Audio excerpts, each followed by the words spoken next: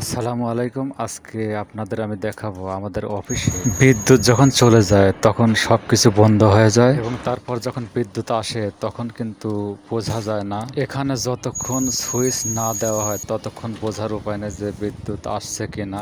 আর এখানে সুইচ দেওয়াটা অনেক রিস্কলি, আতঙ্কের। একটু এলোমেলো হলে সমস্যা, তো আমি এখন সুইচ দেব। আপনারা দেখুন, আমি কিন্তু এখানে প্রথম সুইচ দেব, এর আগে কখনো দেইনি, তবে ঠিক হবে কিনা জানি না। আমাকে শুধু মুখ দিয়ে বলে দেওয়া হয়েছে, সেই অনুযায়ী চেষ্টা করব। বোঝা যাচ্ছে না কোনটা দিব, কোনটা ঠিক হবে, তো আমি ভাবতেছি, তো যত সম্ভব এটাই হবে। তো প্রথমবারে কিন্তু হয়নি, তো আমি আবার।